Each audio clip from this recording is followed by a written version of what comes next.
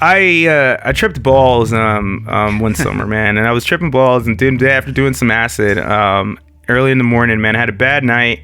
Me and my ex kind of got into a fight, and I wake up before her and I take a tab acid and I go out in my backyard, man, or her backyard, and I'm like feeling the grass between my toes and shit. It's like summer in Georgia, and like it's not really hot yet. It's still like really cool, and the sun is coming up.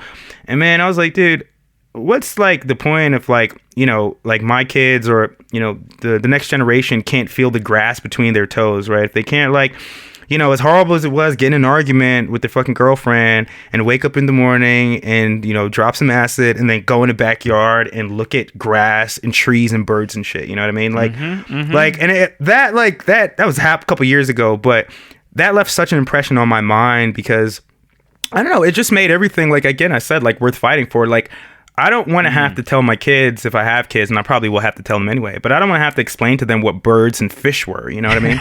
Right. Like, right. I would like to... You can show them that in the metaverse. Yeah, in the metaverse, I can show them that. They can touch it, too, in the metaverse. I'm sure they'll have a glove with, like, some, I don't know, synaptic, like, a... whatever on the fingers wherever we can feel things. The right? prophecy of the power of the Nintendo Power Glove will finally. Yeah, I was just thinking of the Power Glove, and I was talking about exactly. Yeah. I don't know. Yeah, I think it's funny thinking about something like doing acid and sitting in the grass. But like a whole generation of people in the '60s seemed like they took acid, sat in the grass, and then there was like a counterculture and like a bunch of revolutionary politics. It's really interesting, actually. I'm like kind of like it's like the dose of acid into.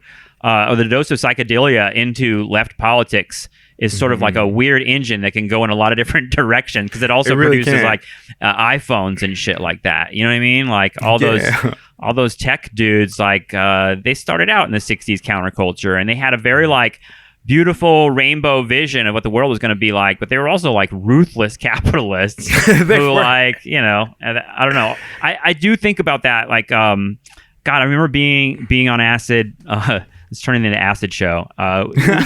We can wrap it up here in a second, but I remember being on acid in New York and like looking at the East River and being like, and think, how you have those like those real stoned moments where you're like, man, what was it like when like there were just Native Americans here, Bro, I can't believe you said that because not to cut you off, dude, I think about that shit. You're the only other person who I've ever heard say that. I think about that shit all the time down here in Georgia, man, especially, because it's a lot of open space. Yep. It's a lot of open space, But sorry, go ahead, continue. No, but I just remember thinking like, God, and I'm so naive, but at the same time, it's like, this was powerful to me thinking of like, people could just go down to that river 500 years ago and just drink from that river. And like, this was just a very like lush, almost like rainforest-like environment.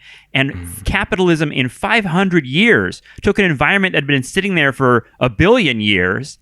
And in 500 years, I can't drink that water because, like, the East River is fucking filled with toxic waste and, I guess, some mob corpses. But either way, that's capitalism too.